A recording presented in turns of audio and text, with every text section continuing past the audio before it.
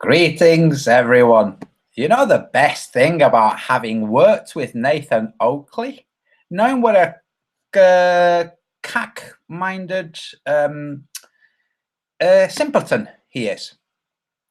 There was one good point made in his little thing about the globe model being the flat Earth model. I think that was Adam Meakin. I'm not sure.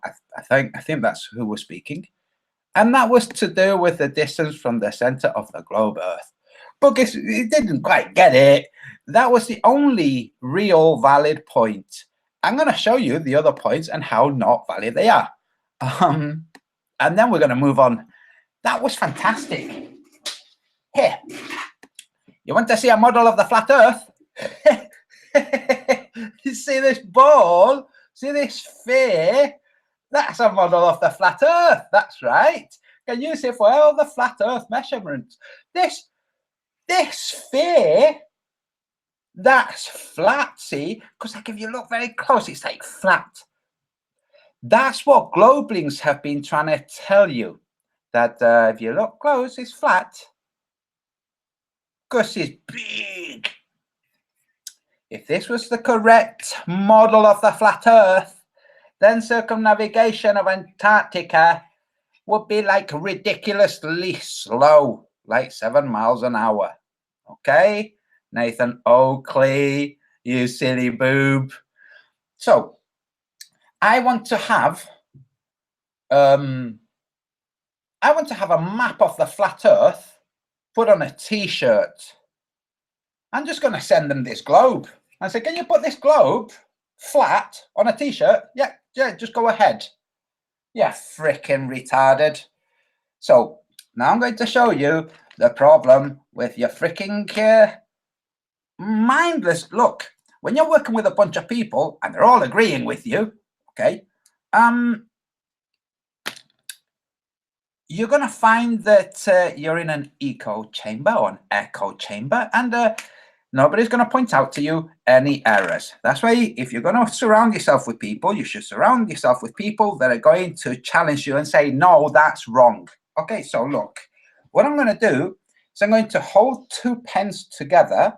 I did this the other day, and I'm going to, while holding them together, I'm going to draw an arc. Whilst holding both of them together, look, both together, an arc. Oh, it looked like a rainbow. The globelings think this is level, okay? That's what they think. They say, well, any small portions of these 2 lines would appear flat in maybe a 50-mile radius, 5-mile in a limited it would appear flat. That's what the globelings believe. Now you're turning around and saying, no, what it is, right? What it is, right? You see the curve? It's flat, really. Yeah, you know this? It's flat, really. This is really demonstrating that. See, it's a straight lines. You retarded people, for God's sake. The only valid point in that whole discussion was about the distance, the 13-mile difference between the center of the Earth and the North Pole versus the center of the Earth and the equator, or just below the equator, which is the widest point in the spheroid that the globelings think they live on. Now, there are ways of demonstrating that this is wrong with more than just words, okay? And saying, look, see this line that you can follow across the ocean, okay? See that on a graph shows like that, like flat, okay? The globelings think it's showing this. I'm going to draw it again. They think that what's being displayed as flat is really this curve. That's what they think, okay? When you say, look, you know the flat Earth, you can represent it as Google Earth if you want. You're being a retarded person. Now, I've said this for a while now. Nathan Oakley is not a flat earther, guys. Neither is Anthony Riley. These guys are not flat earthers. They don't really think the earth is flat.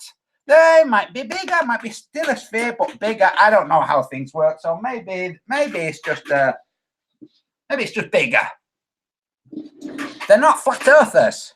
Nathan Oakley is he's a freak show all on his own. He's a freak show. Don't forget, his uncle, Robin Oakley, was a TV presenter, a news political analyst for the BBC. That's right, the paedophile BBC. At the time of Jimmy Savile. That's right. He didn't expose him, did he? Nope. So, this doesn't actually help anything. Okay?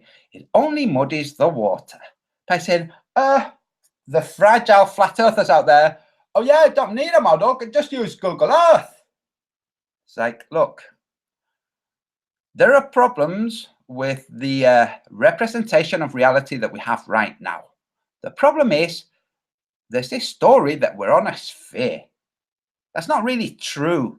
The truth is, it's not a sphere. Now, to make it into a sphere, the arrangement of the continents have been changed to fit into a sphere. I mean, they're not going to have a sphere with areas hanging off, because then people will say, well, okay, so the oceans have been changed and the continents arranged according to the phenomena used to arrive at the globe. The globe was arrived at by looking at the time and looking at the sun and the stars in the sky, not by measuring curvature over the earth, by looking at the stars and the planets and the moon and the sun. But because those things turn out aren't really far away fiery balls or dead sandy bodies, or because it turns out that's not what's going on, this curvature that was extrapolated into the globe turns out it's not really true. Now, some of the things that had been hidden when the whole thing was being invented, like the distance around the south, that thing that was hidden, was like, how long are you going? I don't know. Could be 2 years. What are you doing? Just sailing around the south.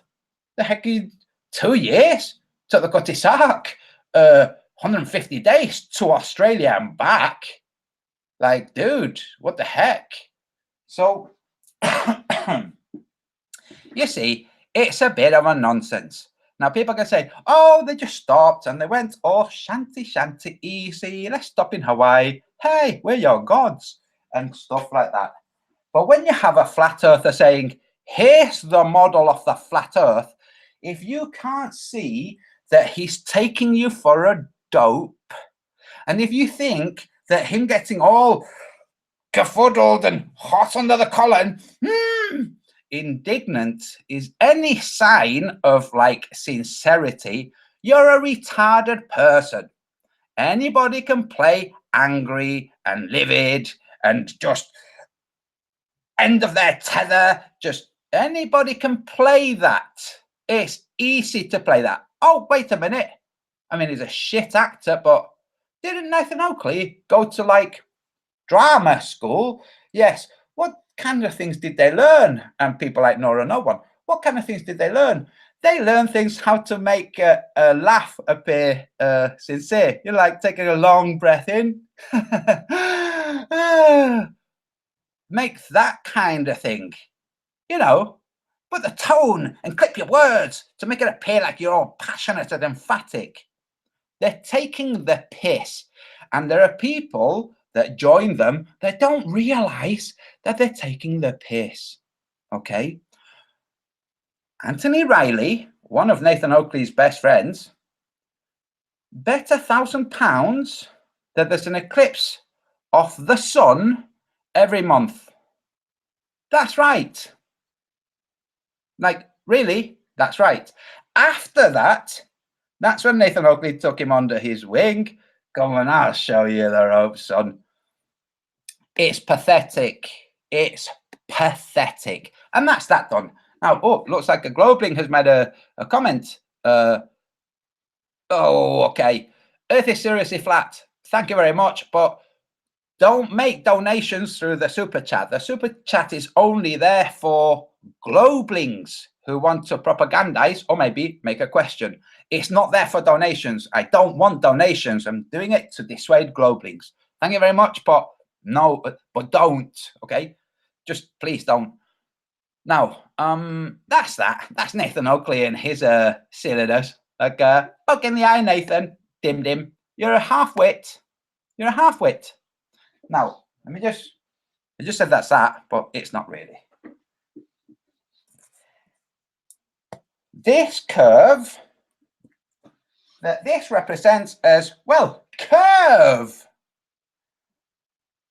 Nathan and his crew on his thing, I don't know who the other people were. I didn't listen to all of it. I just think I heard that Adam Meakin, who had the only good point. Anyway, this curve on this flat earth model, according to Nathan Oakley, this is the flat earth model, according to Nathan Oakley. That's right. See this ball? It's flat, really.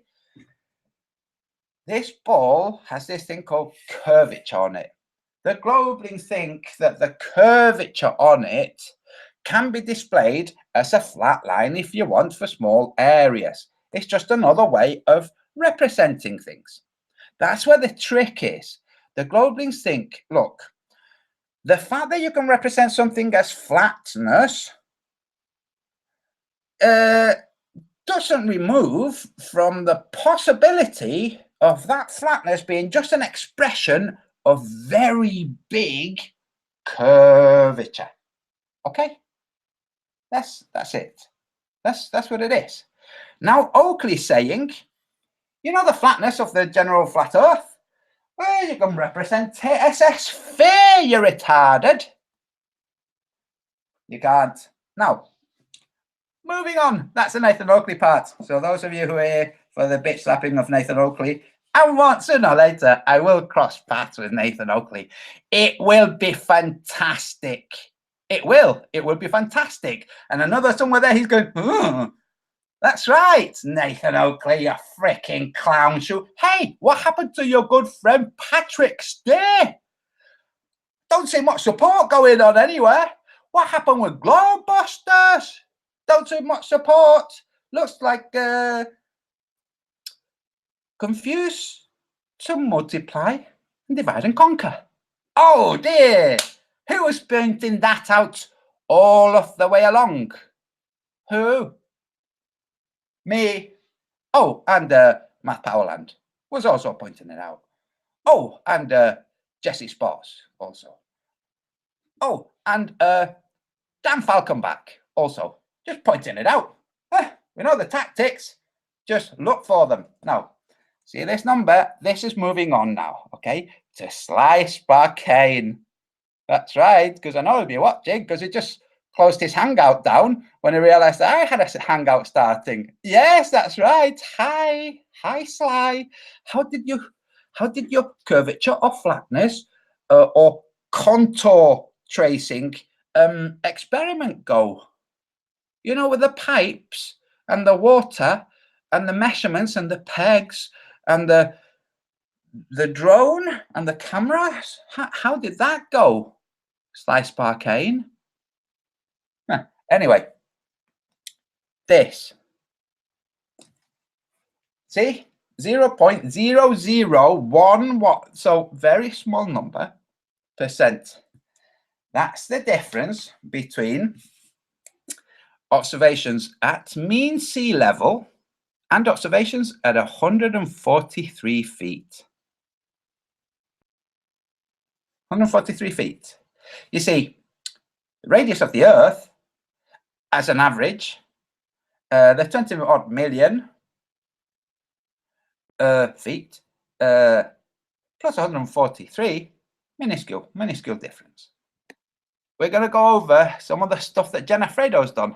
Seen it before, okay, but you know, when you watch things and you're busy with various different things and you don't register properly what's being shown, I've gone and looked and it's like, this girl's a bloody genius. I love her.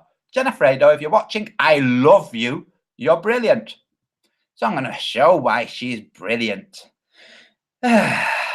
And she really is like, wow, that's absolutely freaking brilliant. Globlings, you didn't think of that, did you? So I'm going to show now. And this is for Sly Sparkane and his crew. Okay, now the people in the chat, please make sure that Globlings don't propagandize. Okay, make sure they don't propagandize, but if they're not being rude, as long as they're not propagandizing their globe, they're welcome to say whatever they want to say.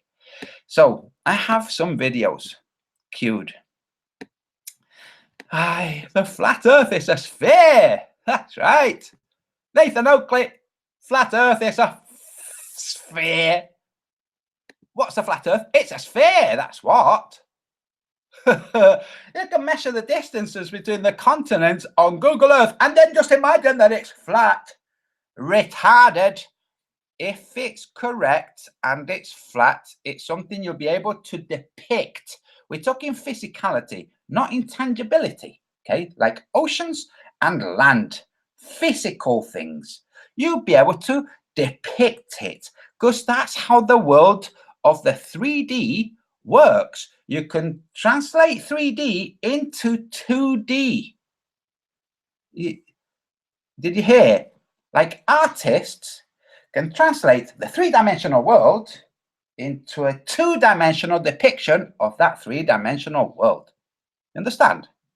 That's just how this world is. If your model is correct, then depict it correctly. You'll find yourself depicting that. That's right, bunch of dim-dims. But wait, one more thing. I think I heard a rumor that Nathan Oakley some time back claimed to have a flat earth map and be unveiling it at some point. He doesn't. That's the only real proper flat earth map. Okay. Nobody can present one that's not that or very, very like that. Nobody. I mean, if they present that, that's my map. If they present one that's very, very, very close to that, then well done. But that's also like my map, and that was my inspiration. So, but it's all right, okay? For the AE maps, the heart-shaped Globebusters Camille Nodell maps, the heck? Well, oh, is it a diamond as well? Just retarded. So, before I share the genius of Jenna Fredo, I'm going to show you a little thing that's to do with mapping. Because when you're drawing a map, you want to see if the map is correct or not. And you want to see what things of your mapping might be based on things you cannot verify. For instance, you cannot verify these undersea cables. That's right. You cannot verify them. Why not? Well, it's like this. Let's say you wanted to check this cable between Cape Verde and Brazil. Okay, this one here. Let's say you wanted to check that. In order for you to check that, you'd have to have a boat to go and check, and you'd have to go down to where the cable is, on the bottom of the sea, and you'd have to like trace it and measure it, and it would take a period of time. Now, this region here, people sail across this region. I mean, this is not how the region actually looks in the real world. It's like on my map, okay? But for you to be there, checking the actual length of it properly, you find maybe the French arriving, or the Dutch, or the Brazilian, and telling you what the hell you're doing. You say, oh, just actually measuring the length of this cable. It's like, no, you're not. Get back on your boat. That's what would happen. See? Real world. Like, really. Now, just this, again, this cable here from Cape Verde, which is just here, okay, down to Brazil. Well, actually joined here, okay? See this joined? This, wait. See this? Here, where it bifurcates. This is a joint that goes in that direction and that direction. How long is this cable? It's moot. How long are these? Moot too. But let's imagine that this cable is really here and really this short. Why is it here and really this short? when you have this cable from Cape Town, from South Africa, you have this cable here that just goes across the ocean, doesn't serve any islands, okay? No, there's no little branches off to any, no, just the ocean up to like Dakar, and then across to Cape Verde and across to Brazil. This cable. Now, this is mainly for exclusively for communications, okay? Electronic communications. Now, see this cable that I just traced? This would be a cable that transmits information to and fro. But you see this other cable that hugs the coastline of Africa? That transmits information to and fro. What's this extra one for? Oh, well, because you need one that we need extra cabling to go to like South America. So we'll take it from Cape Town and we'll go all the way up to Cape Verde, and then we'll go all the way across, see? Well, why don't you just go all the way across here? Why don't you just go across here? You see the line I'm drawing? You see how that line looks like a isosceles triangle? See? You see how this line, it doesn't join here, doesn't join this tangle of mess here. No, it could just go straight across here, couldn't it? Yes, that would make sense, wouldn't it? Absolutely, yes, it would. Instead of going through all this jumbled mess. No, let's not put it the way it makes sense on the globe. Let's make it just cut across the Atlantic towards the north, so it can then go towards the south. It's ridiculous. So when you then try to check the length of this cable, you see, all kinds of different information. One company is going to lay, this is what you'll find. A permit and agreement has been given to one company to do this cable. Brilliant. So you look at that company to see when they laid that cable. Oh, that company passed it off to this other company. They are going to lay down this cable. Now this company is being investigated about this stuff. That's okay, because it was passed on to this other. Let's see that other company. Let's see how long this actual cable is. In the end, you find just rumors of how long this cable is. Why? Because this is not the actual distance that cable spans. You see, for a boat to sail from Cape Verde to Brazil, just here, at the speed that the globe says they're traveling, it would be walking speed. Takes 18 days or 21 days. Now, these are pleasure vessels. It's not racing yachts. Walking speed. But you can look at the videos of them. You don't see them doing walking speeds. But then when you look at lots of other videos of sailing, you see, well, it's all kinds of strange discrepancies here. This boat's going rather fast, but their log says they're only doing like 7 knots. That's interesting. They look like they're doing a lot more than like, 9 miles an hour. Like, what the heck? No. They're doing like 7 knots. That's what they're doing. Oh, can we verify that? No. Who's telling us that we're doing 7 knots? NASA, that's who. The guys that run the GPS. It's all the same gang. So when you try to verify or disprove your own map, you find that the only things that would really disprove it are they're not there. Okay. Now, on your Google Earth, Nathan Oakley, you moron, you can't fit the Europe-China block train. Sorry, the China-Europe block train. From Madrid, goes to Berlin, goes all the way across, does a little funny thing, you can't fit it on your Google Earth. So your Google Earth flat Earth model is wrong, you freaking imbecile. And that's enough of that Nathan Oakley gibberish. Now let's move on to Slice Barcane. This is for Slice Barcane, but this is also very good for real flat earthers, okay? We have 3 videos from Jenna Fredo, who I love. Now, it's platonic love, obviously, okay, but never mind. Right. Toronto Zoom 2. See? She has an earlier Toronto zoom from 31.45 miles at 15 foot above Lake Ontario. Lake Ontario is 143 feet high. Okay? So 15 foot on top of that. Then we have another video. And this one's, oh, we've seen this one before. This one's from a little bit closer, but let's move this video across here. This is the first test. Okay, so move this across. You see her elevation. So the one that I just showed, test 2, okay, is 158 feet above sea level. Now, what I'm going to do is I'm going to compare above sea level with, well, forgetting about above sea level, because the target is also above sea level, and the curvature between the two can only possibly drop by 0.0011. You saw the number, okay? Minuscule, negligible, absolutely negligible. So this is at 158 feet elevation.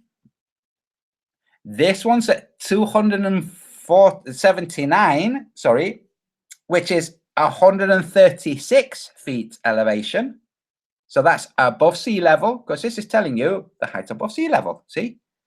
So she has one at 158 feet above sea level, and one at 136 feet above sea level, and another one at 149 feet above sea level.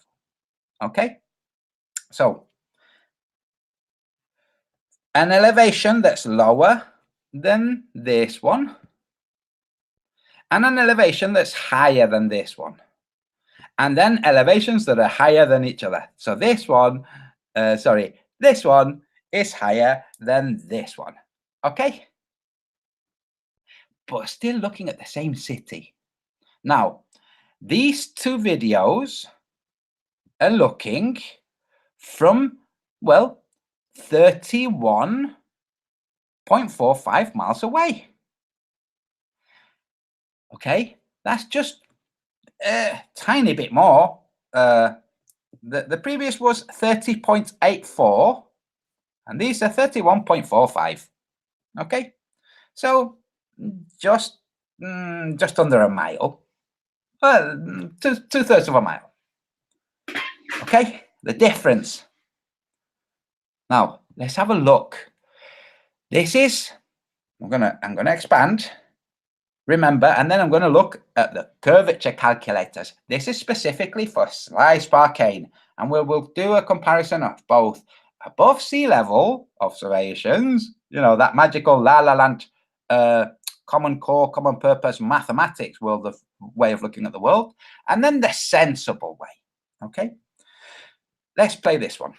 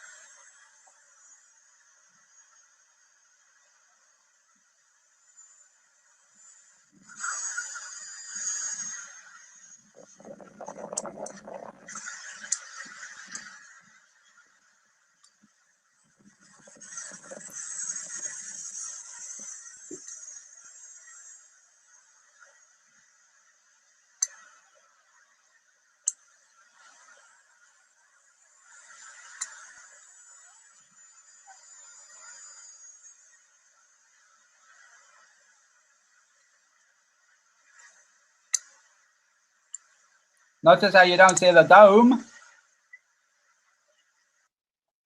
So let me just rewind that.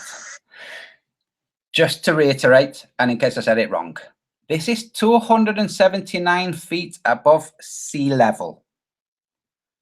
This one is 149 feet above sea level, but two-thirds of a mile closer. Okay? So did you hear? 279 feet above sea level versus 149 feet above sea level. Let's play this one. Well, you can see there the Roger Centre. You know the dome? The dome here. You can see it right there.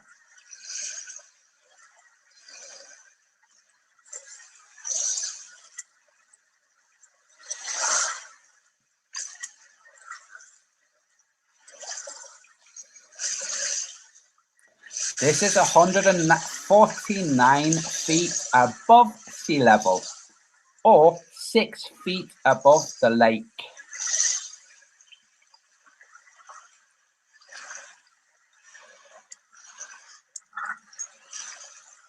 There you go.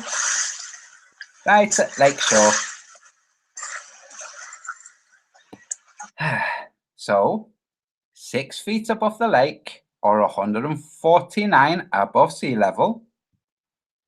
This one was 279 above sea level, or 136 above the lake. And the second, or third, sorry, this one is 15 foot above the lake, or 158 above sea level. Let's compare the footages.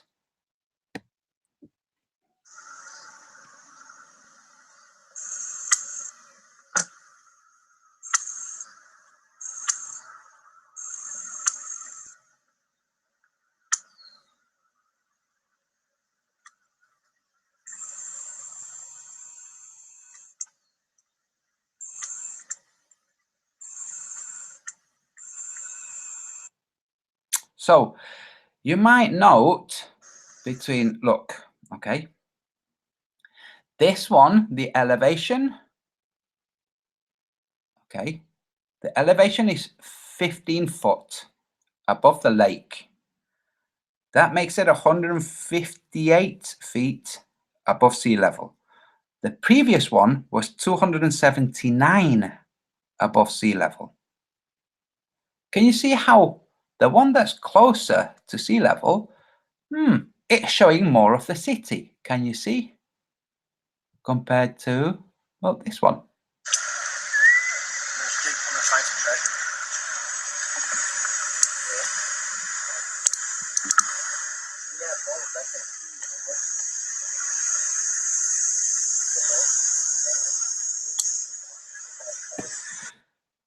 This one is the highest elevation. This elevation is lower than that, but you can see more of the city. Globelings, are you starting to see that there really is a problem with your globe and its predictions?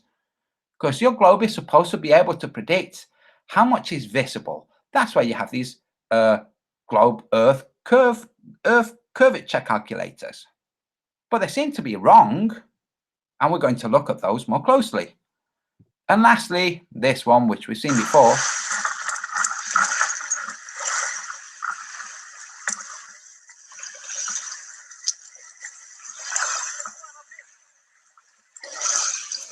There's the dome. Okay. The elevation from sea level in this one, where you see in the dome, is, sorry, from lake level is 6 foot. The one where you could see it clearer out of the other two, so this one is 15 foot. And this one is 136 foot. Are you seeing? There's a problem. Okay, so let's do the curvature calculations. Oh, hello, everybody in chat. Right. Here we have. We're going to dismiss this portion altogether because that's based on a globe that is 29,000 miles in circumference. Did you hear that, Slice Barkane and Sean Hawkins, or what, Dawkins, whatever your name is, whatever. Slice Sidekick, the one that said that he was going to replicate a thing that I'd done, and then he didn't replicate it, and accused me of like having cropped a piece of paper until he was bitch slapped by some of his own listeners, saying, "No, you moron, he hasn't cut anything." So, see this radius, this makes an Earth 29,000 miles in circumference. Okay, that's not your globe Earth. It's some other spheroid. So we'll dismiss this altogether. Also, it does say not accurate for observations over water very close to the horizon. In other words, anything that would show, say, hidden, okay, hidden, anything that would show anything hidden on an Earth curve calculator, you can dismiss this because especially if that thing is over water, can't show hidden over water. Sorry, no. Horizon, well, no, that's close to the horizon, so no, can't show that either. Okay, refracted horizon, can't really. No, you can just scrap this. The portion of the Metabunk calculator that was devised by Mick West, you can dismiss. Let's use this other one, which is the geometric. Then we can factor in and we can think about things like refraction. Let's see if things are consistent. Let's see if things are not consistent. Let's see if higher elevation gives you more of a vantage point, or if that's not really the case with your sphere. Let's then compare what we see with the flat Earth and see what's going on. Okay, so first we'll check the 279 feet elevation. Okay, the geometric hidden at a distance of 31.45 should be only 80 feet. So that's this footage. Only 80 feet should be missing. We can see it isn't because all of the domes miss it. We can see that it's more than 80 feet missing. Okay, and that's from 200. Now, bear in mind, that's from 279 feet elevation, looking down to sea level. Okay, the real situation that's going on is 136 feet above the lake. So 136 is giving us a hidden of 143. Still seems like we have more hidden than that. Yeah, we have more hidden than that because the dome should be visible. Oh dear, that's like not working for your globelings. Now let's go for the other one. So, oops, sorry. Hello again. Let's go for the other. 149, which is this one. We've done this before, but we'll do it again. Okay, 6 feet, and that's 30.84. So, 30.84. First, we'll do it from 149 feet, which is the altogether observation height, 6 feet plus 143 for the lake elevation. Oh, doesn't work. There's too much missing. Now let's bring it to like reality, because that would be looking from an elevation of 149 feet, like say from the top of a waterfall down to a city at the horizon where that city was at sea level. That's what that would mean. 149 from sea level down to sea level would give us this. This according to, well, this magical calculator. Now let's look at the real world, where the only difference is 0.0011% from the sphere's curvature. Well, if you do that, you've got 516 missing.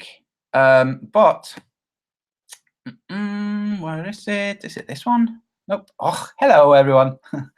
There you go. We don't have that missing at all. Like, that doesn't work either, globelings.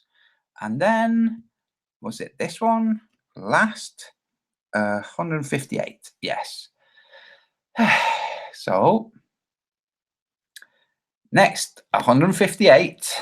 158 feet. That's the one where it says, point, what was it? 31.45, 15 feet above Lake Ontario.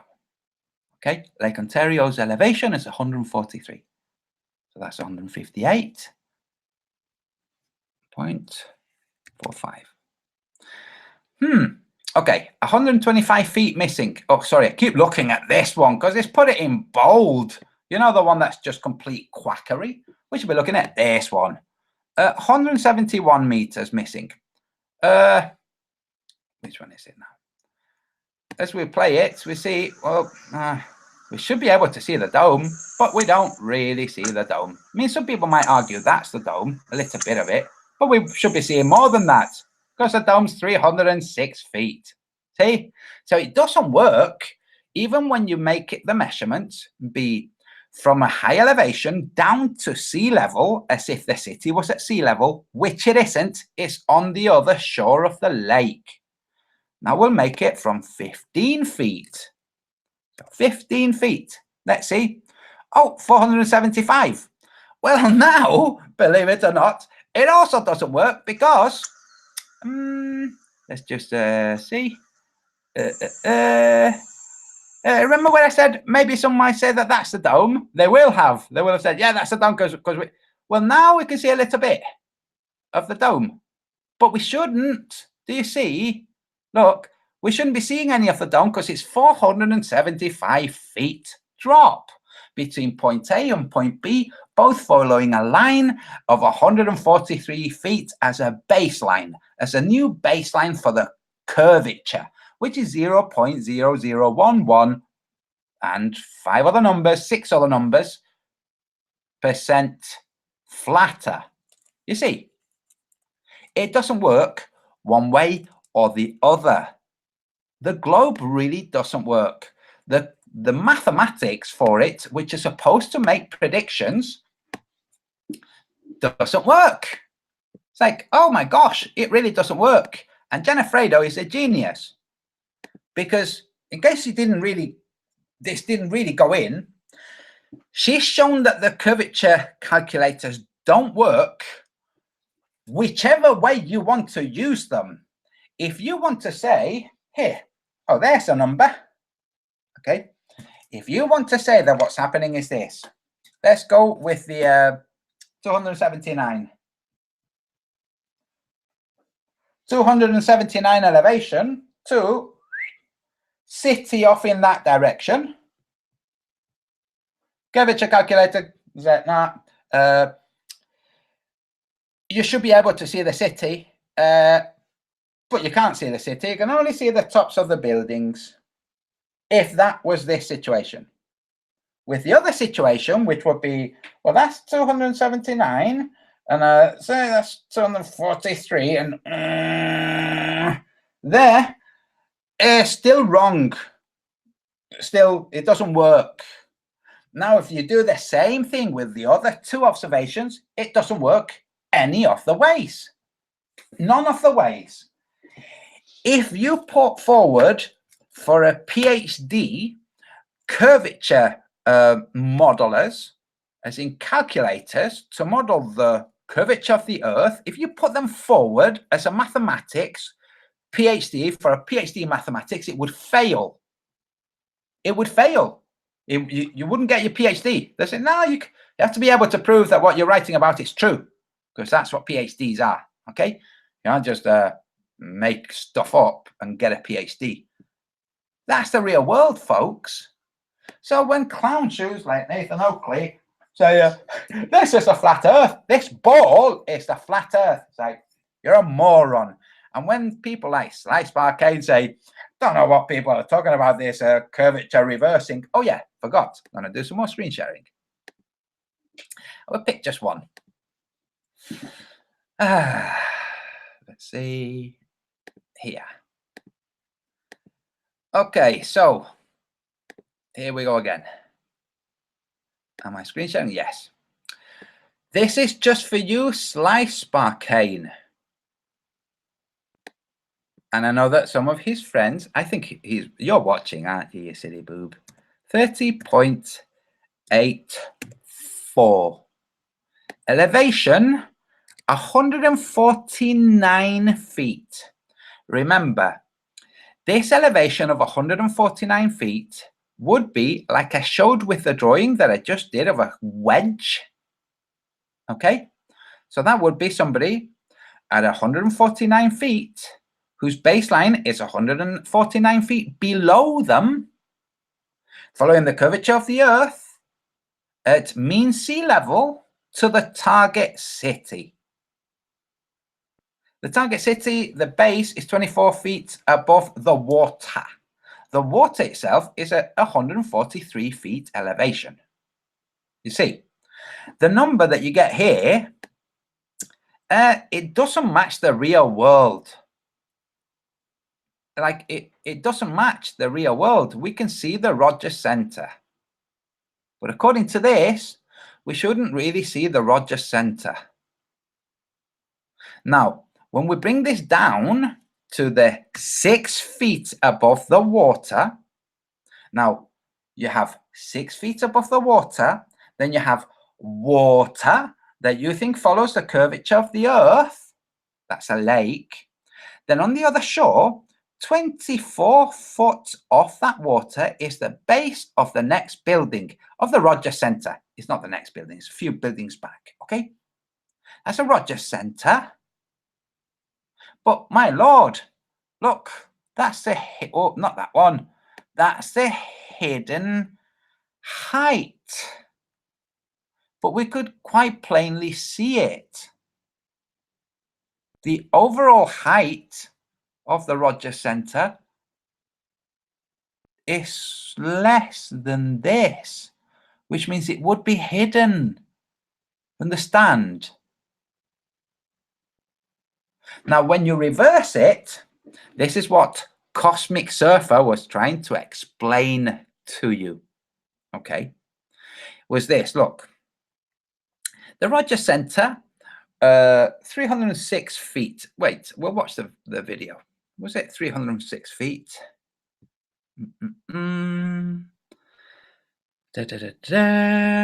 Donated to Rogers Dome is only 10 feet high. Lock Ontario 43. Rogers Center 306 feet. Okay.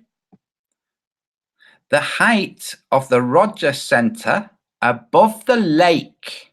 She is also above the lake. She is 6 feet above the lake, and the Rogers Center stands at, well, 24 feet above the lake. Okay, so from the Rogers Center, where the mean measure is the lake surface, that's the baseline, which is 0.00. You've heard it several times, and you've seen it on the board. Now we're going to look from the top of the Rogers Center, which your curvature mathematics says should not be in the shot. We're going to look from that top of that Rogers Center back towards Genefredo.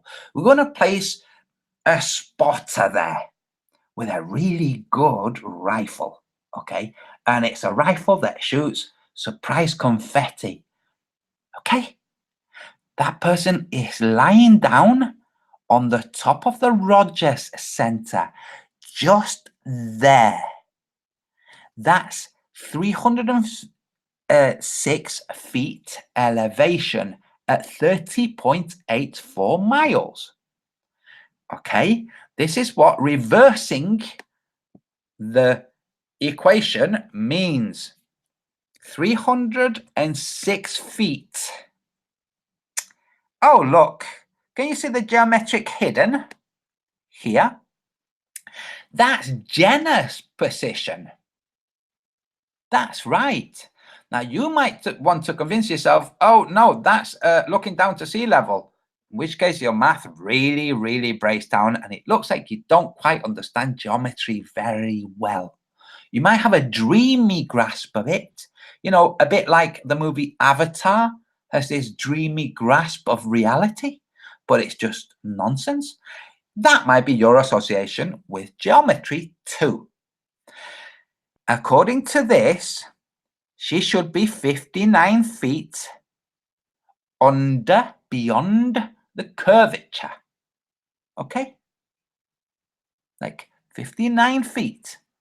If you want, you can remove 6 feet because, well, she's standing, well, 6 feet. So 53 feet missing. But she wouldn't be missing, would she? From this observation. Oh, hello, everyone.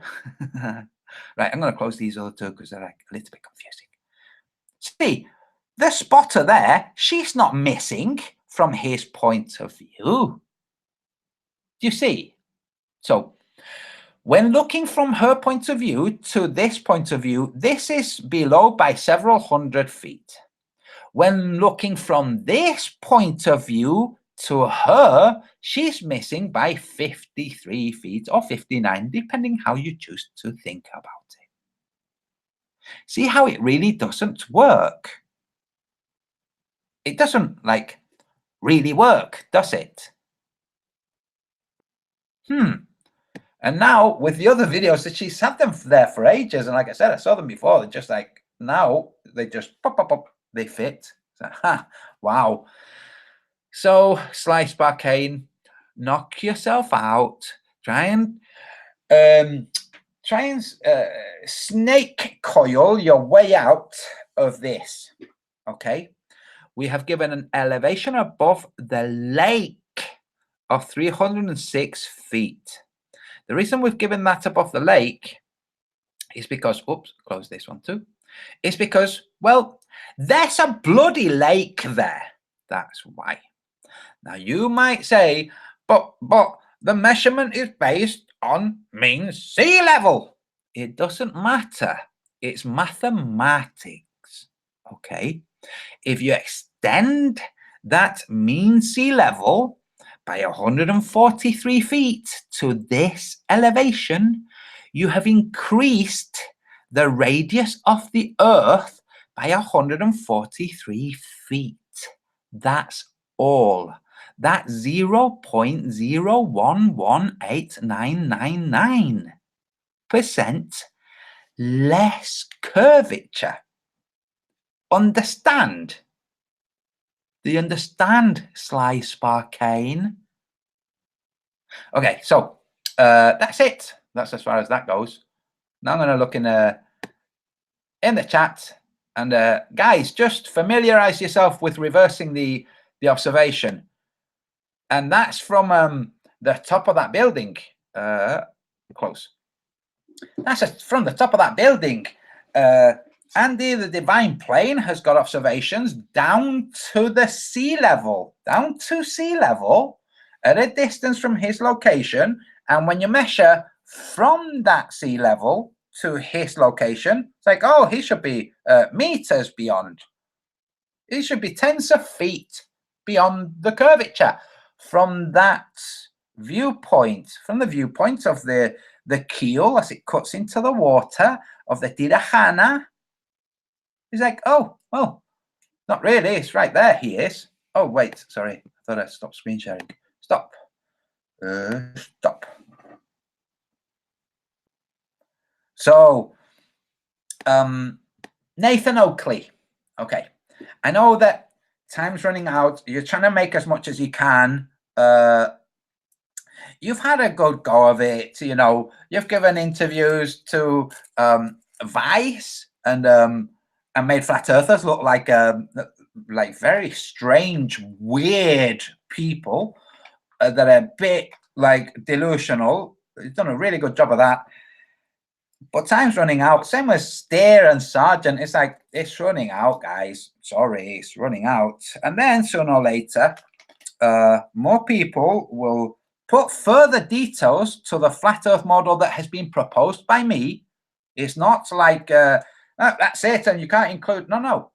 People can include more details. They can work in their field of expertise or their field of like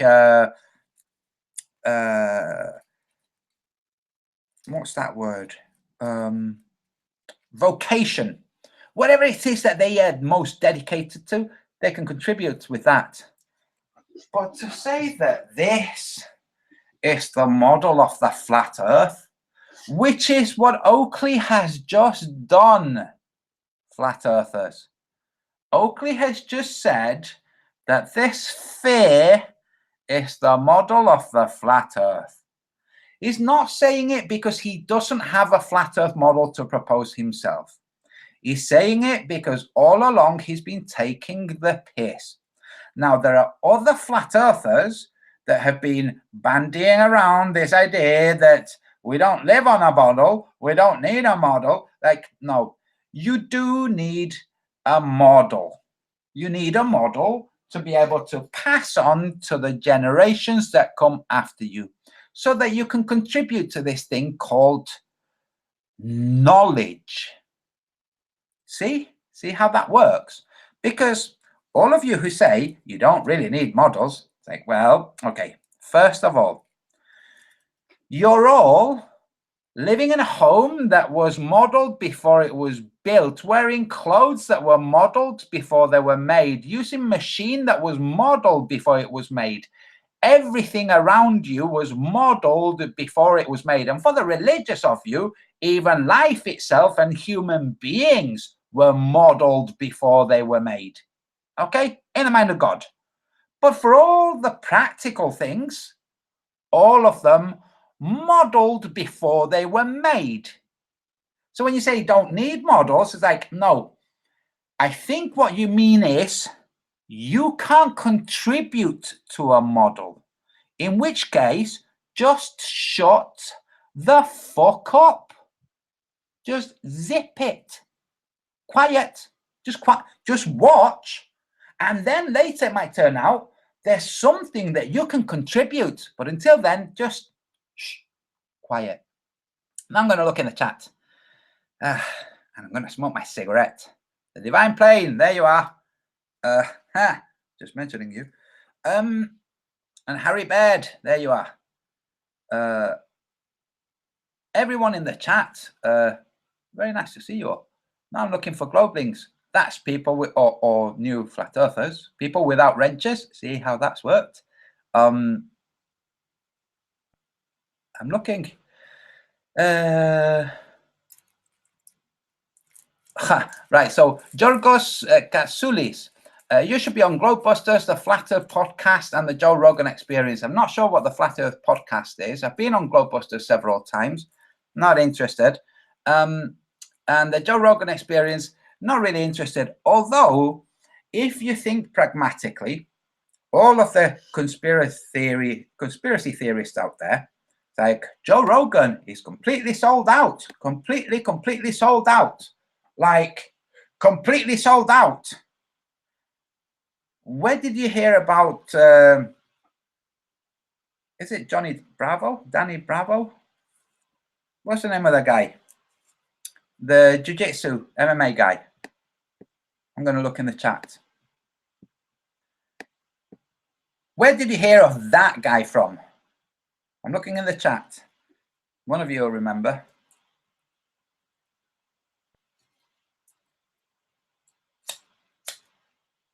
The FE model is like this. Look, okay, if you say, what's the FE model? It's a little bit like saying, what's the meaning of life and how does existence happen? Okay. There's elements of the FE model that are there, that are described in my book. Elements of it. If what you mean is like, where's the explanation of everything? It's like, calm down. Eddie Bravo, thanks, Greg T. You're going to have a wrench. Why haven't you got a wrench? Eddie Bravo. Where did anyone hear about Eddie Bravo? That's right. The Joe Rogan Experience. It seems like Joe Rogan was saying, shut up you with your flat earth stuff, but say it some more for my audience. But shut up about your flat earth stuff, but say it some more for my audience. Like, don't say anything else about the flat earth. Wink. Oh, you're not going to talk about flat earth again, are you? Flat earth. Okay. It's like, not everyone is as sinister and evil as you think.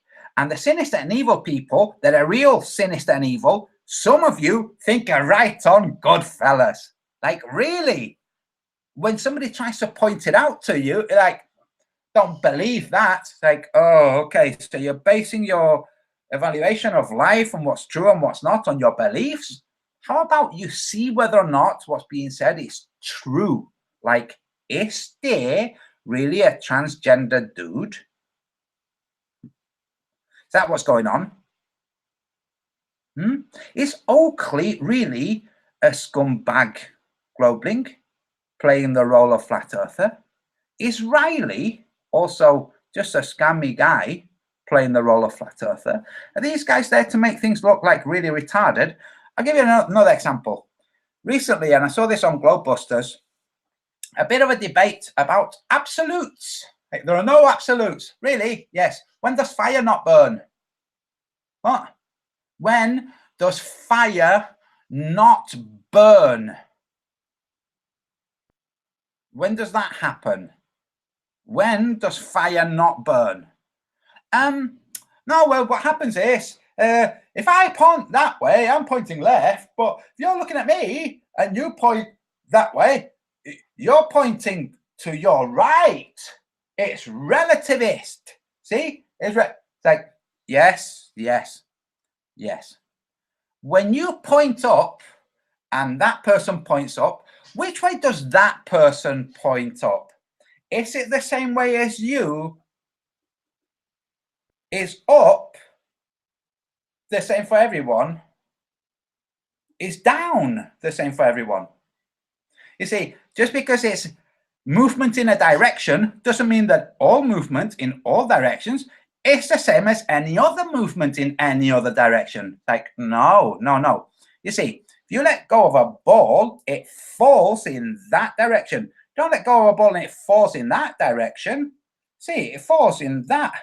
It's almost like there's an absolute where if you drop something heavier than the air around it, it falls like down. If it's just in the air, if you're under the water and you let go of it, it kind of goes up. It goes like this as it goes up. Okay, it doesn't go up in a straight line, but it still goes up. It seems like up is an absolute and down is an absolute and left and right are subjective. Well, who'd have thought of that? Not Riley. No, not the guy who looked at Michel Foucault, the postmodernist philosopher, found no mention between that postmodernist philosopher of the 20th century with any gyroscope or even pendulum, and concluded that flat earthers who were talking about that were stupid. Instead of checking and doing things like maybe writing Foucault gyroscope in his search, and then he would have arrived at Wikipedia, because he was looking at Wikipedia, by the way. He would have arrived at Wikipedia's page on Jean-Bernard Léon Foucault, not Michel Foucault. You know, it's like, how can I make a... It's like this. Charles Bronson is, or was, I think he might have passed away, a movie star, not a person who spent more than 40 years in prison. But there's a person who spent more than 40 years in prison who calls himself Charles Bronson. He's changed his name to, I think, Michael Salvador or something like that. But anyway, doesn't matter. He's a long-term prisoner in Britain, totally illegitimate. He shouldn't be in prison, but never mind that. Comparing two people with, it's like, how much of a retarded... I mean, there was a point where somebody mentioned that the Jet Propulsion Laboratory and Jack Parsons and Aleister Crowley and I forget whom else. Yes, L. Ron Hubbard, how they used to hang about and scheme things together, literally drinking together and chatting and smoking together. Okay, so Scientology guy, Satanism guy, and NASA guy, all three of them together. Somebody pointed this out. That was me. Okay, but other people had said bits about it too. But there's this guy, not a very bright guy, bless him, called Jet Skeptic Media, who looked on Wikipedia and said, I don't see anything here linking any of these fellas together. What's going on here? Even though right on the page that he was looking at, there was a link that you could click and it would take you to the Jack Parsons Jet Propulsion Laboratory, and from there to NASA. Right there on the page he was looking at. Is that kind of retarded? That's what Anthony Riley is. And what's happening is flat earthers are like dropping like flies from contributing, and there's a few people that continue to actually contribute. Like contribute with thought-provoking ideas, with truth, not just like, here's the flat earth model, not with gibberish and stupidity, with things like what Andy, the Divine Plane, has presented, or Harry Baird, or other people say, hey, look, see the horizon right there? Well, look at this footage of the horizon, like way above there another time, huh? What about, see that ship right over there? See how you can see the bottom of it? Yeah. Well, according to that ship, I should be like way beyond the curvature. Like, and that's just people that I recognize right now. There are other people making contributions, but the major channels, including the ones that just talk, okay, like, what are you doing? And then we have also the same with the Globelings. Don't know anything about rhetoric anymore. I think it's kind of, I don't know, retired or something. I don't know. But you have the silly mouthpieces like Conspiracy Cats and Simon Dan. You have to feel sorry for these guys. You have to feel sorry for them. They think that what they're saying is true. They're not playing at thinking that it's true. They really think it's true. It's like an adult walking around dressed like an adult and everything, holding down a job and thinking that Father Christmas is still real. That's what it is.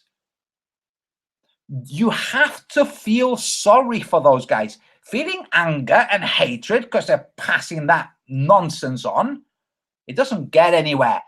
Thinking angry doesn't make you think clearly, and it doesn't make you very effective. I mean, maybe if you want to lift something really heavy, but other than that, don't bother and don't spread it to other people. This anger. Oh, I know. Here's the thing. We've got a problem that we need to find what the heck is going on. Tell you what will really help define what's going on and find solutions. How about we all get angry? Yeah, that will help. Anyway, now I'm going to look in the chat while I smoke my cigarette. Oh, it's not even too late.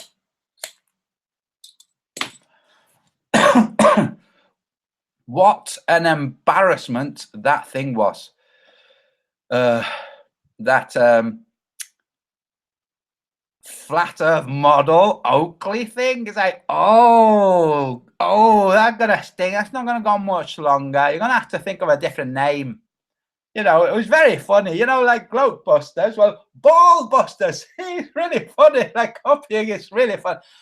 You're going to have to find a new name, Nathan Oakley, for your new thing that you're going to need lots of people to flesh out because you're such an empty vessel. You're going to need to. You're not Del beyond the imaginary curve who can just sit there and talk himself off his own thoughts. No. You're an empty vessel that just needs somebody else to, like, get you going, just prompt you. Oh, yes, and this. And quickly look up. Oh, yeah, and this. And this. Let's say these words. That'll make me sound clever. Huh. Oh, that's semantics. You're saying this, and what that really means is this other thing. Hey, this is Oakley. Trying to redefine something. Then when somebody argues or agrees, yeah, well, that's just semantics. It's like, that's what you were doing, half-wit. Look up the meaning of the word semantics. And when you engage in semantics, you might want to say, now this is semantics, which is defining words, using the definition of words, discussing the meaning of words, okay? And then move on. not accuse somebody of using it when that's what you've been doing. You're retarded. Because some of the people who listen to things like Globebusters are not retarded. And when they hear an Oakley saying things like that, they think, well, they've got this retard on. What's wrong with this guy? A very weird guy. And then if they see video of him, they go, oh, God, he is weird. Space ain't fake. He could work for the elves. The world is still a globe. Don't think so. Well, me, go and pray 5 times. Well, you mean 5 times? 5th time, maybe?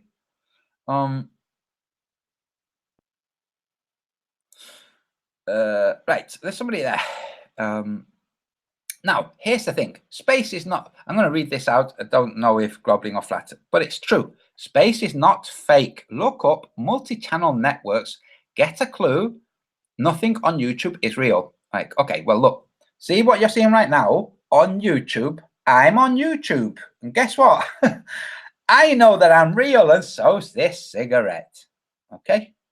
Do you see how that goes? You wrote this in a chat in my live stream, and I read it in the real world live. Okay, all of that was real, and you can hear now. You're going, oh yeah, should have thought of that a bit better. Should have thought that through a bit more. But the point about space is not fake is that, no, look, when flat earthers say space is fake, they're talking about all of the visuals, all the imagery that's been used, all the Star Trek and Star Wars and traveling the distances through all of that is fake. What it is, in my book, I describe the blackness of space. You're going to hear it here first. Some of you have read it. The blackness of space as liquid electricity. That's right. Water is not the only thing that has more than one phase. Okay? Okay. So I'm telling you now, and later people will discover it and go, oh, bloody hell, so blah. Like, didn't you think of it? I mean, like, you had batteries with, like, water with electricity in it, and it was fluid, and you just thought that you needed water to keep the electricity in. You didn't realize that, like, there was a form, a way of doing it that would involve, well, not water, just completely neat electricity. That's right. That's the black of the sky. That's a black of the sky. That sky that emits that radiation that we call cosmic rays or background radiation, that's that. It's fallout from that liquid electricity. A flat earther is saying those words out loud right now. Me, real Antonio wears a red hoodie. Hey, that would be great if you were telling somebody that thought that what you were saying was really true. But yeah, I mean, yeah. Oh, I'll tell you what. Here, I'll show you. It looks like you like guys in hoodies. Let's see. Do you mean that guy? Ha! That's my avatar. See me in a hoodie looking up? Yeah, that's me. Anyway, back to the chat. I'm looking in the chat. Okay, so George Smith. Listen. Oh, wait, what's happening? Right, George Smith. I would be going to Romania. I know that's not far. I don't know if you want to come. I don't think I can come to. I will be coming to Serbia, that's for sure, because I've seen it. It's like, dude, what a beautiful place. I'm going to there for like a week or two, just to hang out and go away from the cities and just look and paint and draw. Absolutely stunning thing. Okay, so yeah, George Smith, but I know you're joking. Hammond Walker, I made a comment in your last posted video. It seems everyone is forgetting that those distant photos would not appear level. I may not be thinking clear. Would it be a slant? Which distant photos? I'm not sure which ones you're talking about. Are you talking about the ones where I was playing J Toller Media and he was looking at the ocean? It was a slight slant. He was looking through an app that tells you if your device is slanted. So the camera was not slanted. It was the world. Now, here's the thing. I've seen that with my real eyes, like with my eyes. I saw it in Spain. I've talked about it before, and I just put it down to an optical illusion because I was looking this way.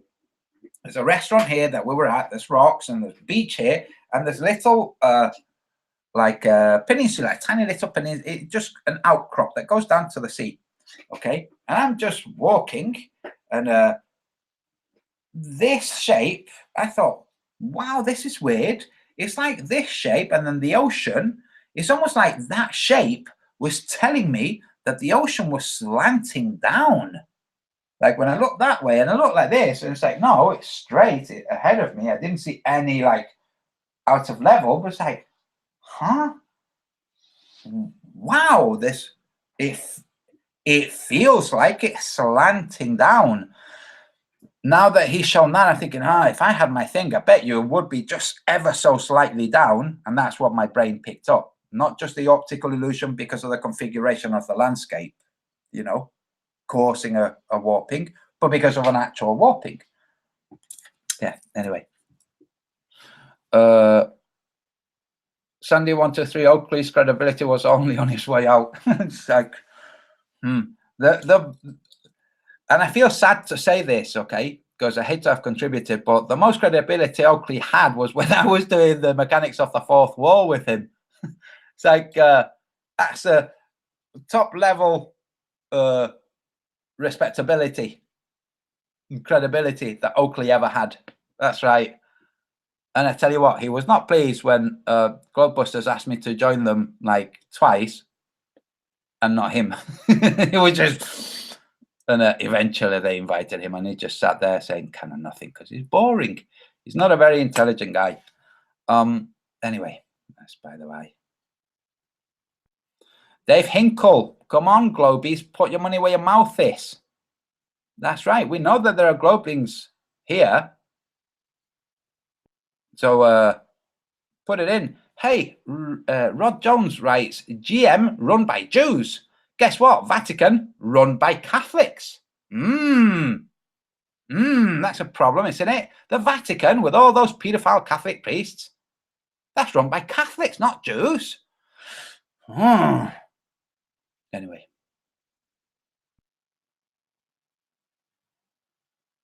GMCDXX. What I mean, Antonio, is most of these channels are artificial. Yeah, they're real people, but they work for mainstream media. Yes, most of them. TFR radio. Okay, so anybody who likes spending time doing like a bit of like investigative reporting or investigative journalism, you don't have to report it, you can just learn from it. Look into TFR radio, Truth Frequency Radio, where Patrick, and David Wise tried to get me a slot. That's right. You can be part of Truth Frequency Radio too, Antonio. What would you call your show? I would call it Disguise the Limit. Do you see what I did there? Disguise, because I have a bit of an accent, as if I was saying the sky, but like you say, like, no, actually, not what for? What? Every week I have to do something for what? What am I doing it for? Oh, to reach more people. What people? Is it available through the radio? Well, no, through the internet. Like so just reach more people through the internet. I can reach people through the internet right now. Why would I do that? Well, because maybe it goes out through airwaves, and then maybe what for? I mean, I don't know these people. Why would I do that? Oh, when you look into it, you go, oh dear. See, the association I just made was from pedophile priest and the Vatican and Truth Frequency Radio.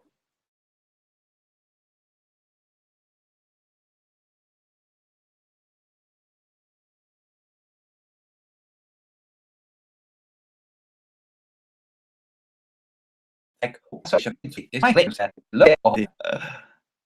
just saw some glitch. I don't know if the audio went through, but I was saying, Truth Frequency Radio, pedophilia, David Weiss. Look into it. Just look into it. Anyway.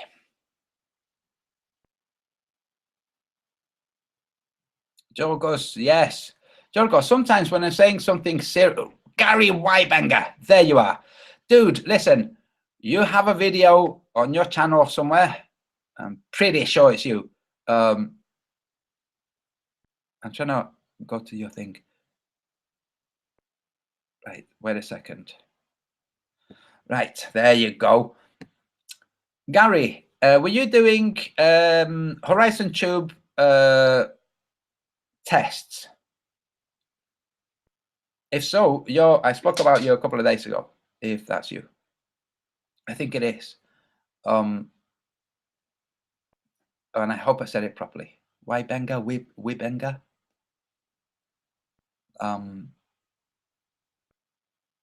See. Me, play Bendy Door. You go and play Bendy Door. Just open another window and play Bendy Door. Two things determine the angle of view. One, the elevation of the observer, changing lower or higher, or the thing being observed moves away from the observer. Yes, but Gary Waybanger, I hope you're listening. I'm asking you, were you making Horizon Tube tests? So, taking a tube and looking at the horizon at various different elevations. If so, you have a video that I want to download again, which I had downloaded previously. I don't know what the delay is, by the way, in my chat. So for those of you that have heard this twice. Rock Lover, Genesis Communication Network own Alex Jones. So Alex, Patrick, and Sargent are really teammates. Genesis Communication. I think Gary's not listening, but never mind. I'll have a look later. Yeah. Look, if people don't realize that the people who have a lot to lose by people really realizing that the whole thing is just, it was an error. And when they realize the error, look, this has happened in medicine. They have thought that something was really, really true. These aren't evil people. They thought it was really true. It turned out it wasn't true. And then somehow they are the people who are like, dude, this isn't true. This is actually killing people or making them much worse. Those people get sidelined or moved to different departments. It's just like no more mentioning of this. And then other people with like more like child murdering principles go, no, it's okay. It's okay. We'll just wind it down. I'm the transition period into winding it down, and then we'll just bury it, sell it to Brazil in vaccines, that kind of thing. It happens all the time in various different organizations. It happened with the faith that's the globe. They thought it was really real and true. Like they really thought it was true. The first guys didn't. The first guy said, look, this is a way of processing the world. We can imagine it like this. Like if we were on a ball and the sun was going around us, or like we were in a ball and we were turning, right? It doesn't matter. And later, other people came along and said, hey, what if we are moving? And then they started to embellish on it. And later, like jet propulsion was developed. Like, yeah, now we can go out. And like, oh dear, we can't go out. That guy said, like, that guy, Picard, said it's flat. It was true. Look, go up. So up go the spy plane pilots flying, doing laps of America, getting topped up in the air. And flying around, and here I am in Mexico. There's Rocky Mountains, and things like that. It's just the place is flat. But by now, they've got so many people invested in it, dedicated to it, who would really suffer. And some of them have less diminished of suffering. Doesn't matter. All these flat earthers, they're not really suffering. They're like, but they're not really suffering. The guys that would really suffer, the guys who end up with no jobs, and their value, their sense of self-worth, which is based on prestige bestowed on them from other people, that would just plummet. Would have a shitload of suicides. That's what we'd have. Gary Waybanger, I hope that's a yes to my question. Cool. So that's why they're propping it up. And also, they don't want people going out. They don't want people going out looting and setting things on fire.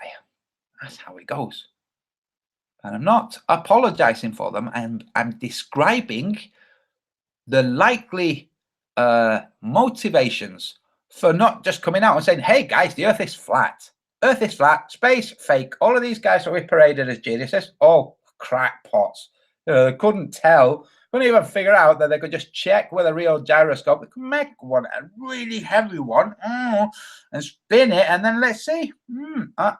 It's not showing precession. So, apparent drift, I mean, because if it doesn't show precession, it's not a very good gyro. So that's a world, and you have to accept it. You can't change it immediately. Now, just letting everybody know that's watching this right now, I am going to make a hangout, a video about Game of Thrones, nothing to do with flat Earth. So I'm telling you now, so that when you see it, you don't think, the heck is he doing? But it's just so apropos, because the majority of the people who watch it, or who will eventually see it, will not be flat earthers. And I'm not doing it to say flat earth stuff. I'm doing it to say, look at you bunch of crybabies. A petition with 1.5 million signatures to have the ending changed, to have new writers brought in and change the ending. It's like, I wonder how many people signed petitions to stop child trafficking. You know, it's just... So I'm going to make a video about how ludicrous those people are, and how those people are like, wait a second, these people that I was deriving entertainment from have disappointed me. How dare they? Like, tough titty for you, fish face. Like, geez, you're not an artist. You can't demand that they do things that you can't do. Oh, I could write a better ending. No, you couldn't. Well, if I could, then I would. Yeah, well, you're not, so you're not. Mount Jacinto would not appear level in the photo, and the world was curved. Oh yes, so yeah, Mount Harmon, Harmon Walker, Mount Jacinto. Yes, you can't explain this to the Globelings. So this is what you're saying, and it's so true. And the Globelings are like, don't get that, because the Globelings. This is the thing, the Globelings have been told that the Earth is a sphere. And three-dimensional, like a sphere. Now, the world is three-dimensional, but it's not like a sphere, okay? Because they've been told the world is a sphere, and they've just said, a sphere, it's three-dimensional, okay? They think that anything they do about the subject of the sphere is also three-dimensional. They don't realize when it's two-dimensional. So when somebody like you, Harmon Walker, or me says to them, look, this is what you think must be happening, okay? Here's the observer, and here's curvature, and here's drop. Wait, yeah, I'll draw it so you can see it, but I need to. Oops, I need to see what I'm doing on the screen. Right, this is what you Globelings think must be happening, but you don't realize, because you think, you believe that you're thinking three-dimensionally. You're not. Look. And we're going to exaggerate things so that you really get it. Because if we don't exaggerate it, you won't really get it. Here's the observer. Here's an amount of drop to sea level. Here's curvature for a certain distance. Then here's up from sea level, like city. And then here is mountain, like so. And see, like line of sight kind of thing. See this? Oops. Yeah. Somehow in your world, it must be like this. City here and mountain here. Despite curvature, you see? That must be your view. So that the mountain presents itself like it did to the camera. You see? See how it's like no. It would have to like follow the curvature of the Earth. So what the Globelings then say is like, yeah, but you see, because of so big, the angle is so shallow, it just wouldn't, it's next to not discernible. It's like, you mean not discernible like the curvature? Is that the level of not discernible? And then in the real world, you have like, right, let's see what's really going on. You have flat elevation observer. Okay, so flat elevation observer. What's going on? Like, how are things presenting themselves in the field of view of the observer? Well, you have to take readings, make notes, and compare, and compare, and compare. And over time, you'll see it's like, wait a second, it's almost like light isn't coming from the sun and like bouncing from things in straight lines. You see how this bouncing from things means straight lines? Like from the sun to the thing, straight line. From the thing to the camera, straight line. But it's not really. It's like, we'll leave that for the time being. From the thing to the camera, curved. Could it be like straight from the sun to the thing and then from the thing to the camera curved? Or might it be from the sun to the thing curved too, from the thing to the camera curved also? Like, why don't we look at why don't we look at the radioactivity in a cloud chamber? Let's see if those things move in completely straight lines or if they curve too. Like, oh my gosh, they curve too. Goodness gracious. Anyway, that's just by the by. But yeah, good point. They'll never get it, Harman Walker. They will never get it. And by now, what's happening with the globelings is, especially the ones that have been fighting about against flat Earth, they can't say, yeah. I mean, I don't know a single globling who has been arguing against flat Earth, against flat earthers, who said, oh, damn it, now I see what you mean with there are no real pictures of Earth from space. Now I see what you mean. The curvature calculators are completely moot. They just might as well be a guess. Now I see. Like, really, just a guess. Like, they don't work when you're looking over flatness. You might just scrap it, because, like, well, when you're looking over something that doesn't have a lot of undulations, well, we can say, well, it's just mistaken and wind and atmospheric conditions forcing things up and down. When it's something where that's not going on, it doesn't count the Earth curve calculators. They're just a guess.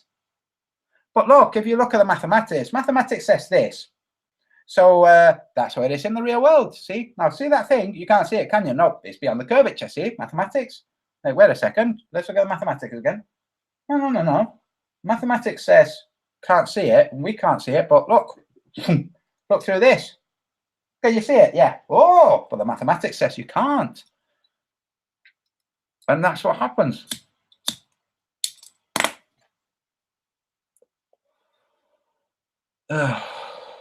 Now, way BMX. I'm going to read this out loud. Is Antonio going to train with Nathan for some sort of Team FE ring match? Why would I train with Nathan? But way BMX, if you would like to propose to Nathan a charity MMA match, tell him Antonio's in. We'll all help fund it and we'll give some really lovely charity the money for it. Then I'm in. Count me in.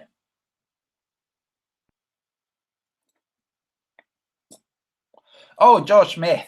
Yes, that's the other thing.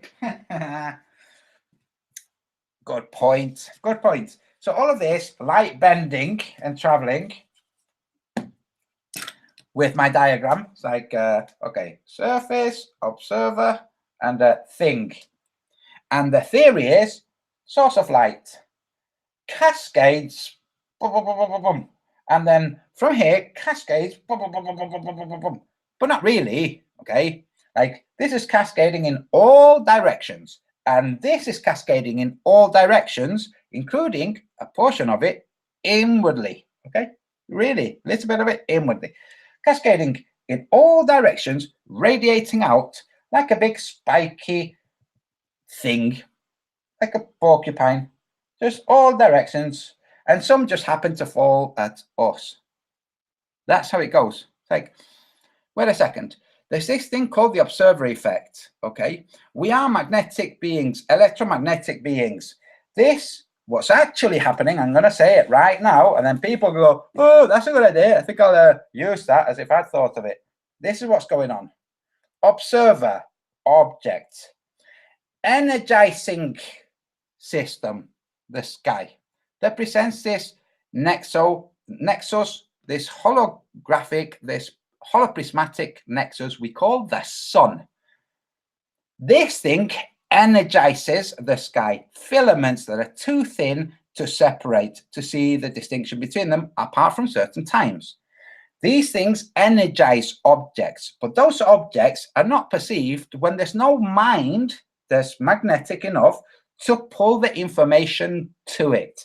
When the mind opens its eyes and starts to be a receiver, there's a signal jammed, transmitted.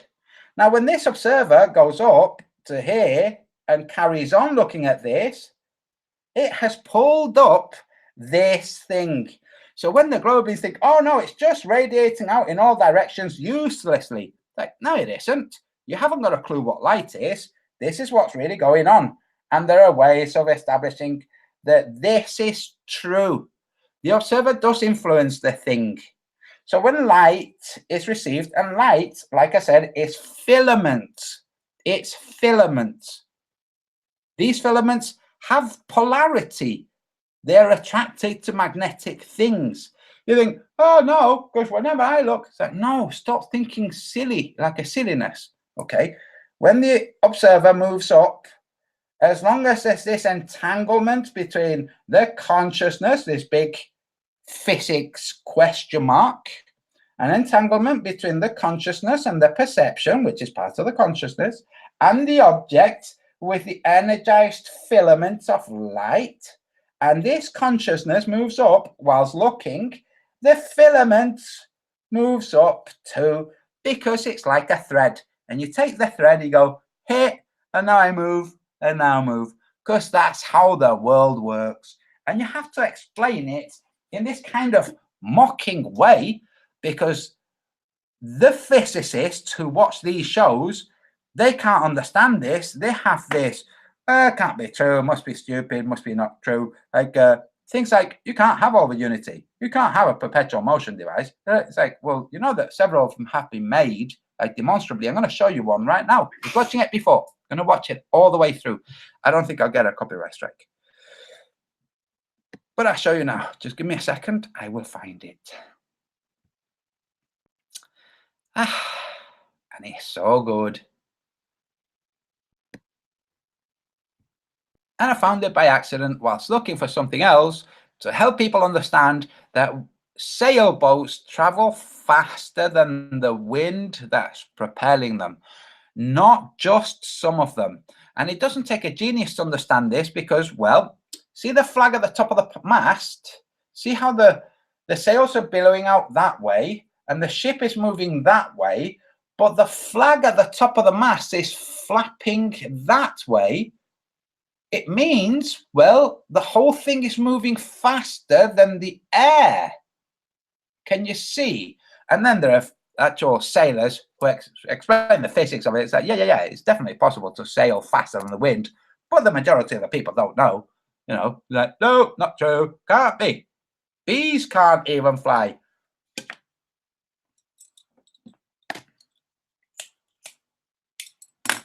So this is just so cool. And I'll wrap up with this. I think I might not. Half the time I say, right, going to wrap up and then I go on for another half hour. Right. It is so cool. It's like, I think I make me one of these. Right.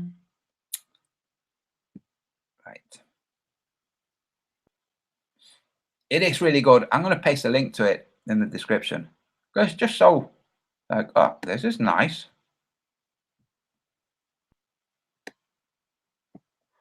Right. So first I'm going to paste a link. Copy. In the chat. And people can watch it at their leisure, if not now. Where's the chat? Here. I'm going to play it in its entirety while I go to the loo.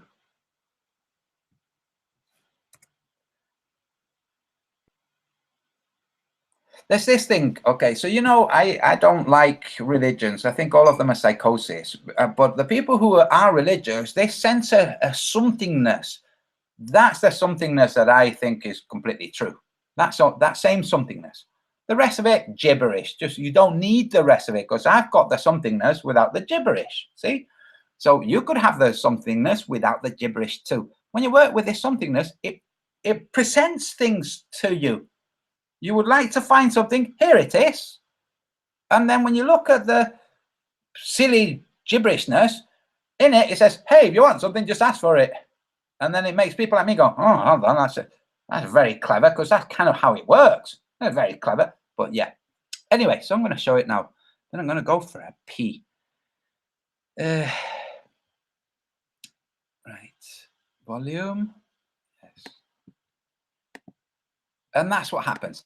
That's how you know who's a real flat earther, because you can't be a flat earther.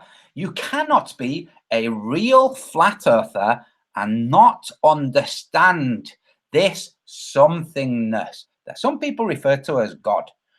It's impossible. So for you to lie about people, Nathan Oakley and Patrick Steer, for those people to do that kind of stuff in itself tells you they're not really flat earthers. You see, it's kind of simple. It's like if you see a Christian torturing a child. It's like, well, then that's not a Christian, because Christ said it would be better for you to tie a millstone round your neck and be thrown into the sea than to hurt a child. It would be, if you did that, it would be better for you that somebody just tied a millstone around your neck and chucked you in the water. Better than like face my father. What? So that's Jesus said that. Now, wait a minute. Thought you were going to forgive everyone. Well, not everyone. Oh, well, that's not what the Catholics say. Anyway, here we go. Going to play this. Watch and enjoy. The myth is one cannot travel downwind faster than the wind. The myth is, and that's it with that, because it was a little bit, didn't have the volume. Again, the myth is that. The myth is one cannot travel downwind faster than the wind, powered only by the wind, steady state. In other words, if you were to race a floating balloon downwind in a wind-powered vehicle, you could never beat it to its goal. It seems intuitively obvious that it would be impossible to build a wind-powered vehicle that goes directly downwind faster than the wind. You're outrunning your power source, after all. This is a position held even by physicists and aerodynamicists, as evidenced by protracted debates on countless internet forums involving thousands upon thousands of poses. It's so obvious to people that this violates the most basic laws of physics that they argue against this with every tool at their disposal. Physicists and aerodynamicists argue through math and science that this would constitute perpetual motion. Amateurs argue the same, solely from intuition and pure emotion, but everyone argues. In the end, the physical world does not succumb to scientific theories, intuition, and certainly not emotions. Just as the Earth is not the center of the universe and bumblebees can fly, not only is it possible to construct such a wind-powered vehicle, it has been independently done and demonstrated several times.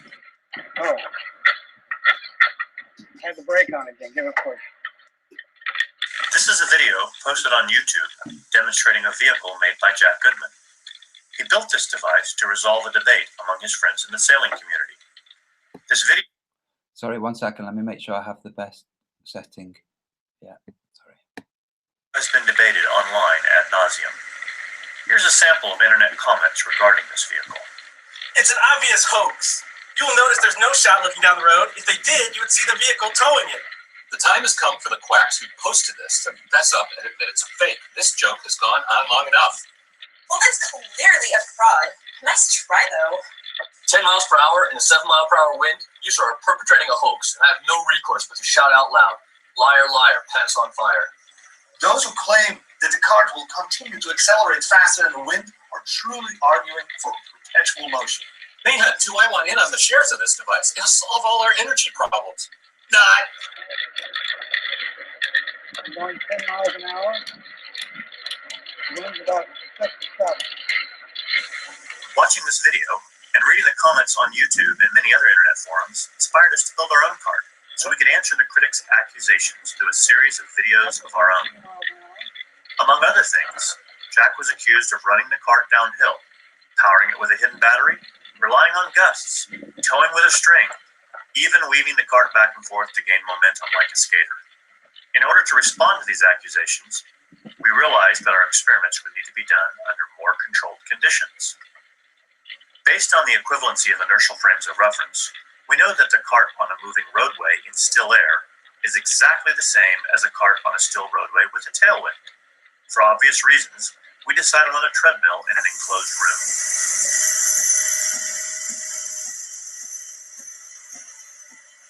Okay, let go of it.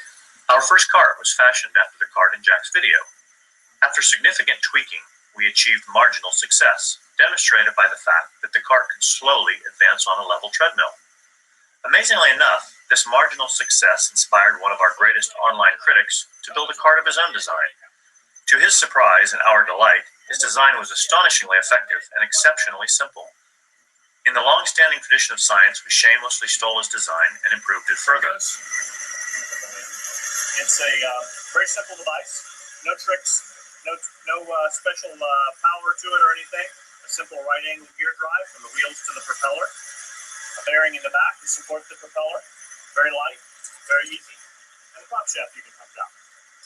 Okay, so you notice. Using this improved cart, we began performing experiments to respond to specific accusations. For some of the Globlings out there, this level, as you see it displayed, means that the right of the treadmill is a tad higher than the left. Okay, see how the bubble is over to the right? It means that the right is slightly higher than the left. See what I did there, guys? Presented on the internet forums. Okay, here we go.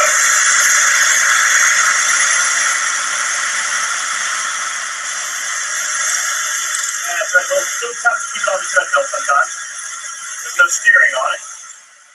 Is it being towed? Now, I'm going to pull it off. I'm going to run around this bar a couple times so everybody can see there's no strings attached to it. Let it run again. It's going to fly right up the treadmill. The device off the treadmill, we're going to see how long it goes. Forum contributor Steve says it absolutely can never be done and is convinced it's temporarily propelled by kinetic energy. 2 Mississippi, 3 Mississippi, 4 Mississippi, 5 Mississippi. We timed how long the device continued to spin in freewheel mode, utilizing its stored kinetic energy. And if it runs for longer than that 7 Mississippi on this steep hill, there's no way the kinetic energy in the device is causing the power output. So, where are we? 1 Mississippi, 2 Mississippi, 3 Mississippi? We then placed the device on the belt and demonstrated that when on the belt, it can run not only longer than in freewheel mode, but indefinitely. Yeah, I'm keeping it from coming forward, otherwise it'll climb right up the top of the treadmill. I'm going to push it down a little bit. Now it's still going on that kinetic energy stored up. Exactly. The kinetic energy caused by the spinning propeller is still causing this thing to climb the treadmill. Whoa, it almost came off the top. And it'll pretty much do that until we stop paying our power bill.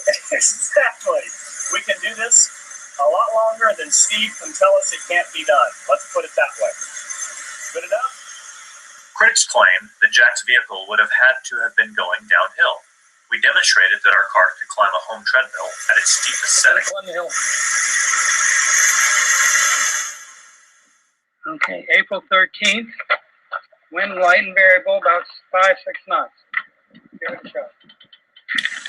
In Jack's video, his wife gave it a slight push at the start, and dainty as she appears, some critics claim this shove somehow motivated the cart for near half a mile.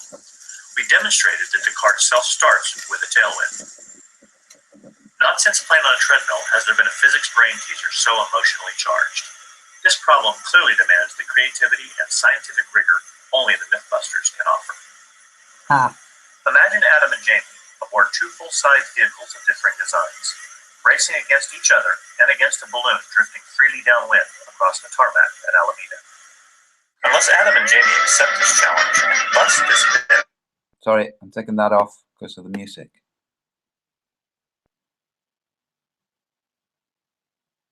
I forget how long it goes for.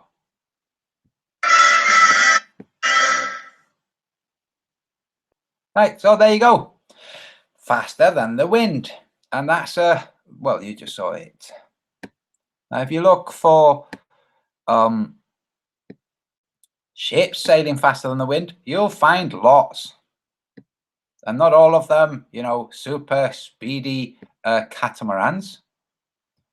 That's just how the world is. It's just not how the globelings and the physicists who've been taught and believed the globe, how they think it works. It's just, that's just not how it works. It works different to that. What I've said about the light, that's how light works.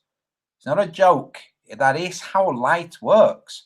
So how fast do planes fly from Santiago to Auckland or Sydney?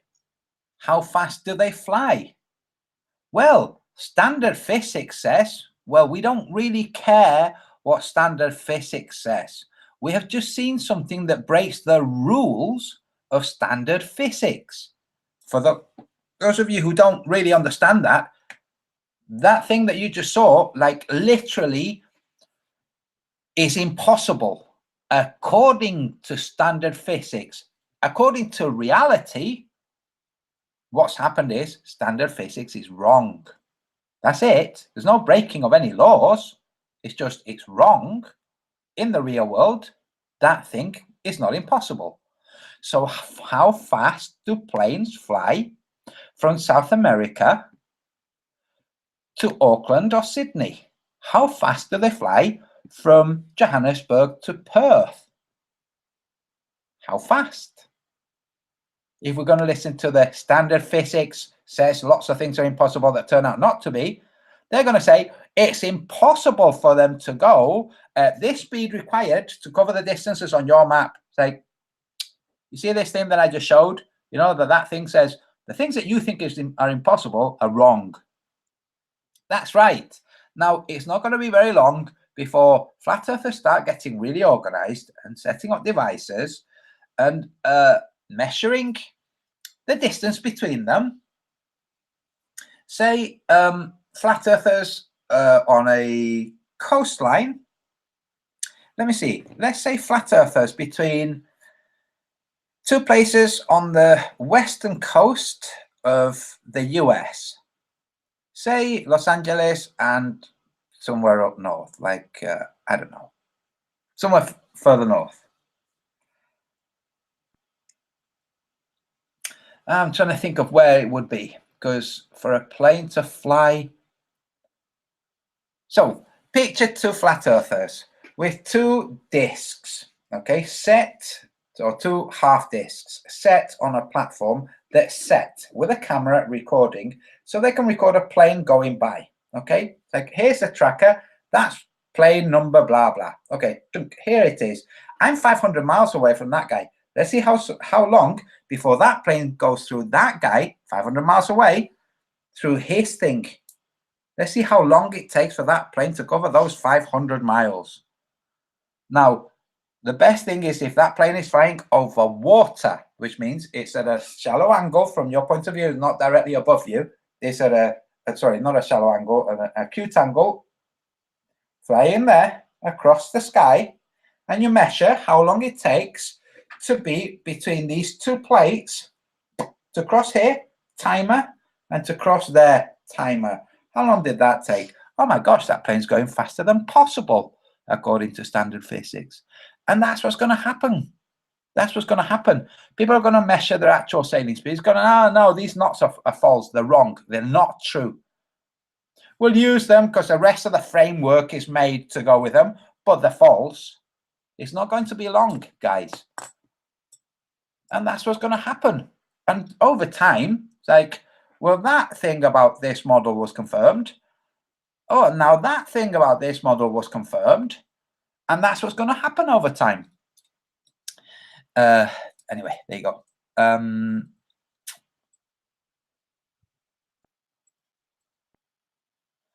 Ned Kelly, such is life. You're going to have a wrench. You seem like a nice guy. Yeah. Anyway, folks, there you go. Hope you enjoyed this. Add moderator. Yeah, there you go. I hope you enjoyed this. In this hangout, I've demonstrated that Nathan Oakley is a cretinous fool, not really a flat earther, just a charlatan-y, wannabe something, I don't know, maybe has some crime in his background that has been held over him, you know, because that's how it works. And let's face it, how many of you would vouch? How many of you would let Nathan Oakley look after your child? How many of you? Not for like 2 hours. Like nobody, like I wouldn't let him look after my child for 10 minutes, but not for 2 hours, for maybe 2 or 3 days. How many of you? I would wager 0. None of you. Not even the Oakley listeners would let Oakley look after their children, especially not young children. And am I casting aspersions? I really am. Like I really, really am. I am. Yeah.